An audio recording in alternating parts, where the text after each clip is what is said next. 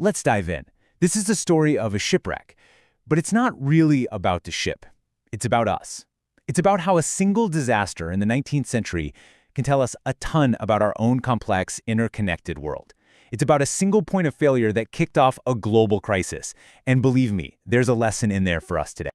Okay, to really get a handle on the stakes here, let's just start with a number. $10 billion. That's the estimated value today of the gold that went down with the SS Central America. Just think about that. An unimaginable fortune just gone, sitting at the bottom of the Atlantic. But this story? It's not really about the treasure.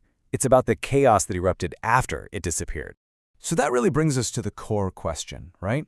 How on earth could one ship sinking, one single shipment of gold, trigger a full-blown global financial crisis? It seems impossible.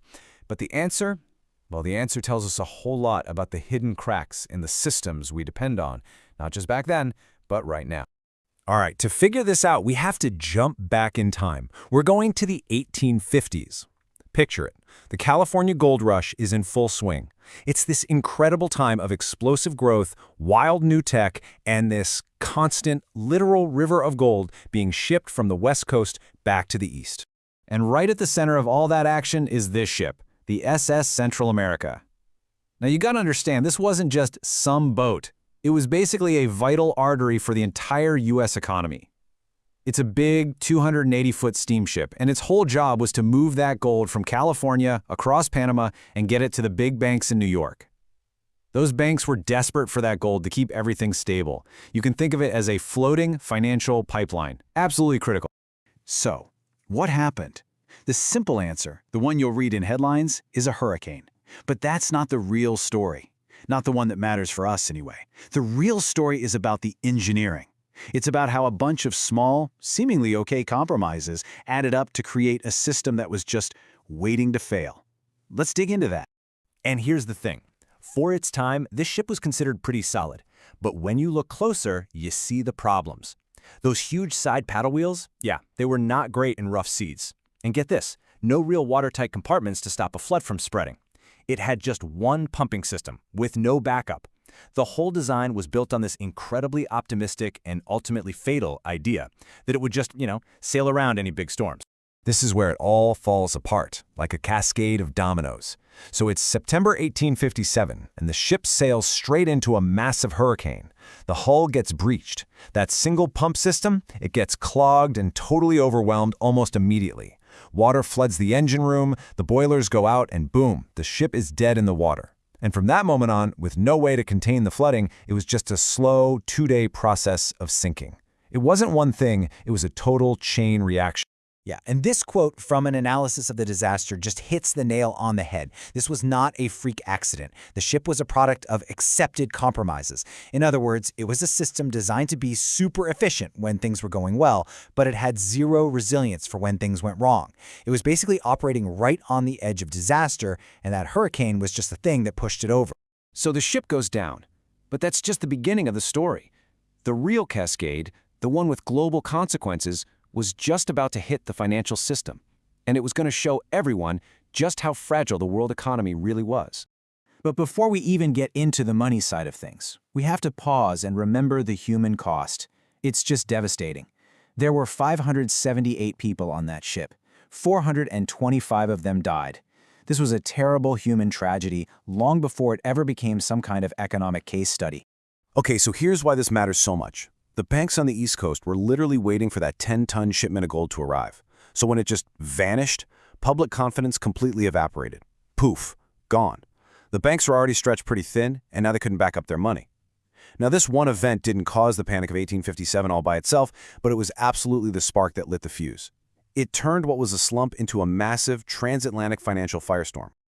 The fallout in the insurance world was huge. Think about it. Before this, a lot of insurance was based on vibes. The captain's reputation. Oh, he's a good guy. After a loss of this magnitude, that was obviously not going to cut it anymore. Insurers started looking at the cold, hard facts, the actual asset. How is the ship designed? What are the pumps like? Does it have compartments? Suddenly, all these engineering details became real numbers in their financial models. This was a massive leap towards the kind of data-driven risk analysis we take for granted today. And it wasn't just insurance. The disaster threw a spotlight on this huge information gap. People realized, hey, maybe we can't just count on one person's gut feeling to avoid a hurricane. This disaster directly led to calls for coordinated weather networks, for using the brand new telegraph to share storm data between ports. It was really the birth of the idea that would grow into our national weather services. And it all started because this one shipwreck showed everyone the deadly price of not knowing what was coming. And for more than 130 years, that's where the story ended. A ghost ship, a cautionary tale resting deep at the bottom of the ocean. But then, technology started to catch up with history, and the SS Central America was about to get a second act nobody saw coming. Just look at this timeline for a second. The ship sinks in 1857. It's not found until 1988. I mean, think about that. That is an entirely different world, a whole different technological reality. And that huge gap in time is absolutely central to what happens next. Because, finding the wreck is one thing. Actually recovering anything from it, that's a whole different ballgame. We're talking about a depth of 7,200 feet. The pressure down there is over 3,000 psi.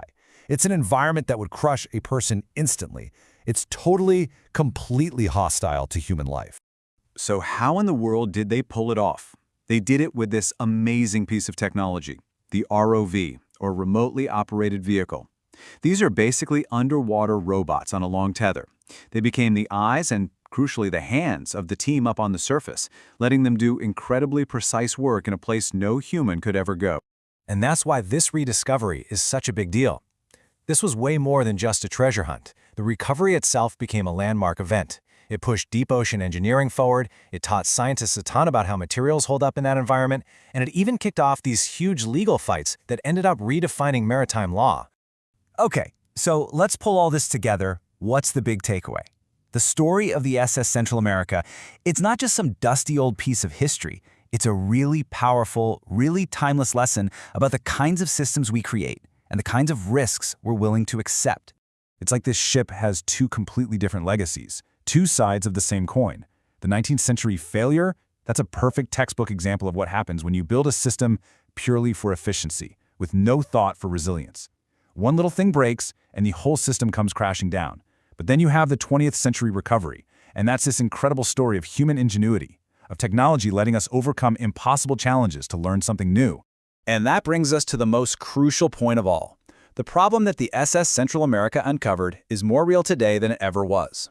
The idea that systems built to work perfectly when everything's fine can be terrifyingly fragile when a storm hits, that's a modern problem. We've just swapped out the steamships for things like digital networks and global supply chains. So that leaves us with one last big question to think about. Our world today, our financial systems, our digital lives, our supply chains, it's all way, way more complex and interconnected than anything they could have imagined in 1857. So, what's our single point of failure?